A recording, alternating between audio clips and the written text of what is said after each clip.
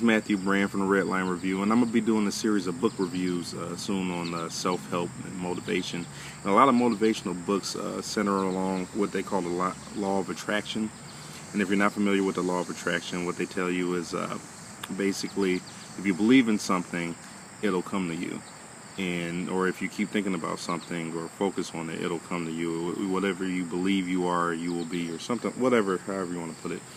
And basically, it's not a bunch of crap, but sometimes in these books they kind of make it sound like a bunch of crazy stuff. Or I guess I don't like some of the things they say about the law of attraction in these books. So let me give you the three. And the reason I'm giving you these three is because I'm not going to talk or rate the books lower because of it, because basically all of these books do it.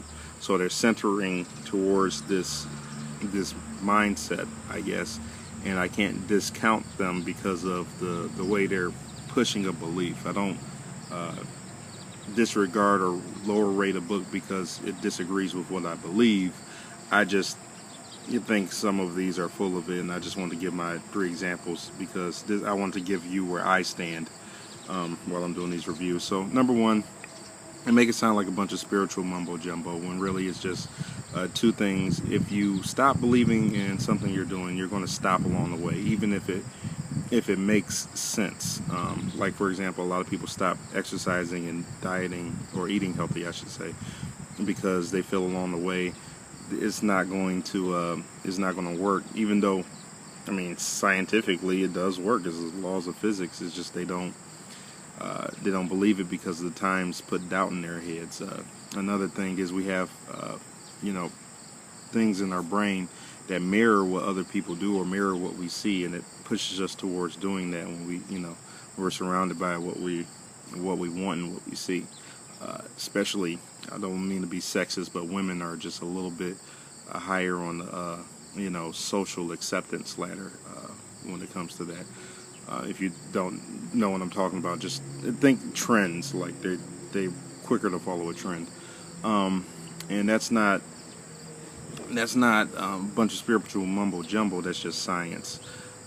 Two, they try to sometimes make it sound like it's going to take 10, 20, 30 years for something to be accomplished sometimes, but really a lot of things don't take 10, 20, 30 years. They're just saying that so that you don't discount the book, and if you read the book and you're like, after about a year, nothing's happened, you don't go back and say, oh, this book doesn't work. And really, sometimes it's just the pace you go. Some people have to go at a slower pace. Some people can go at a quicker pace. That's all it really is.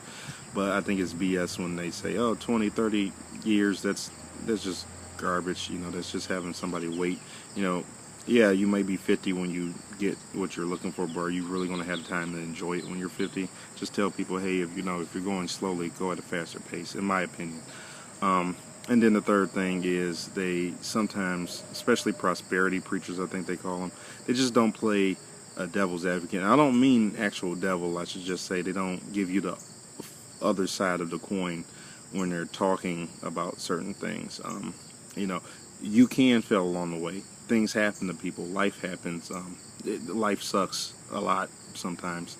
And it's unpredictable.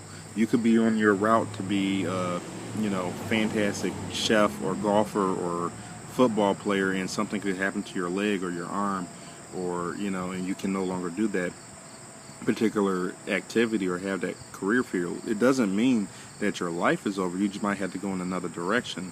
But to tell people, hey, there's nothing to happen to you on the way, God always has something for you, or whatever, that's not always true. The reason is some people have the mindset to do things and some people don't, because honestly, in my opinion, it's because they're selfish. Some people never really get very far because they're selfish, and some people will have almost nothing and be the happiest people in the world because they're not selfish. And that's just something I need to reflect. A lot of these preachers, they're the ones who write these motivational books. They're usually preachers.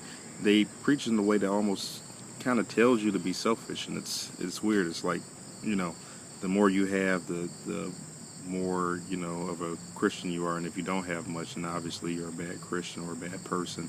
That always irritated me. Other than that, that's just where I stand on all this, and I want to say that before I, you know, made this playlist or series of motivational book reviews. Anyway, thanks for watching. Peace out. Check you later.